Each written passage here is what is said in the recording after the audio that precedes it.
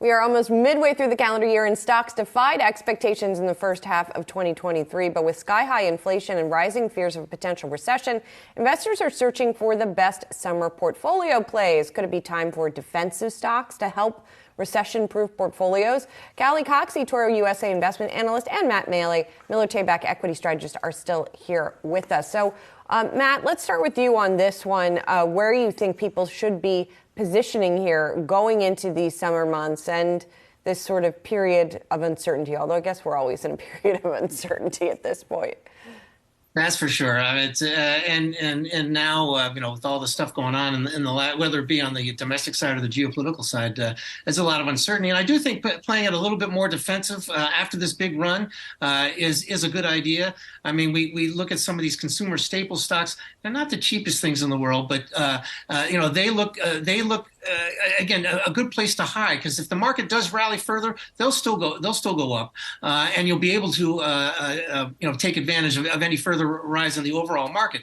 But again, with these tech stocks being as extended as they are, both on a technical and fundamental basis, I'm going to avoid those and for now and look for them. And again, I'm just saying start dumping Apple or Microsoft. I'm not saying that at all. But if you want to add to them, look for them at lower levels and maybe go into these little bit more defensive sectors. Another one is the healthcare sector, which has been beaten up again a little bit recently. I'd be a little bit less on the biotech area and more on the more traditional names. But the one area that a lot of people who've been liking, and that I've liked for a long time, that I don't like as much as I did, is the energy stocks. It's not a group I'm looking to avoid, in other words, start selling, but it's one you want to hold on to, and again, look for lower prices. I just think with what's coming with a credit contraction, that's going to cause a little bit of a slowdown in the economy. That should cause demand to come down a little bit further, and I think you get a better chance to buy these energy stocks at better prices later in the year. Callie, what about you? Top sector that you're looking at right now?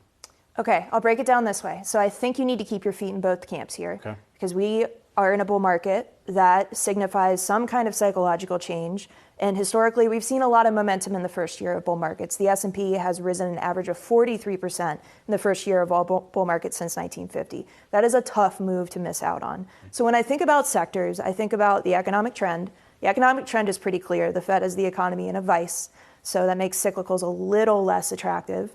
Think about the fact that we have an uncertain future before us, and potentially a more uncertain future than at other times in past bulls. So look at defensives. Think about where your portfolio is. Think about how exposed you are to the economy. Look at defensives, but also keep your foot in some quality risk as well. Going back to the big techs, going back to the bigger companies in those rate-sensitive sectors.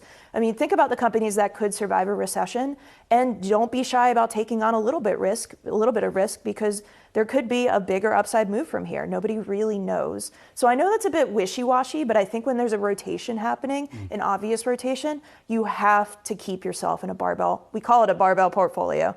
Really, again, sticking your feet in both camps. And Matt, I'm curious also how you're thinking about, I know you focus on equity here, but how you think about fixed income and the balance here in our portfolio. Yeah, I mean, I guess I do think that we're going to have some great opportunities if the economy slows down, like I think it will. I think that's not going to come immediately, but I do think you're going to see some good area in the safer parts of the market. I mean, if the bond market, the Treasury market rallies, you're going to have some areas that again. In other words, if the economy slows down, that means yields will go down, and that means the bond prices will go up. That's going to, someplace where you're owning the 2-year Treasury note is a good idea.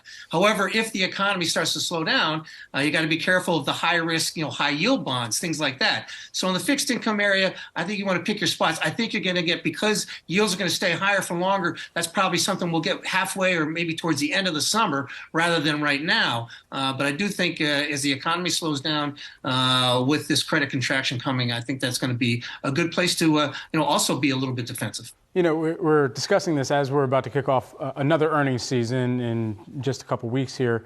And so that considering, there have been calls that there needs to be a reset of some of the earnings expectations, which I thought we had already got some of that reset and beat on relief.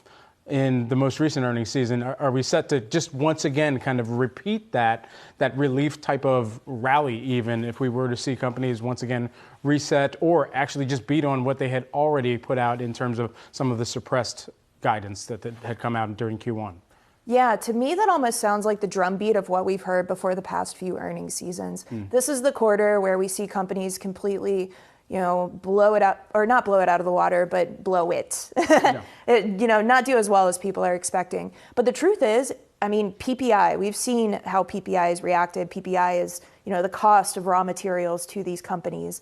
Inflation is falling. I think we're underestimating the, role that costs could play in keeping profit margins high.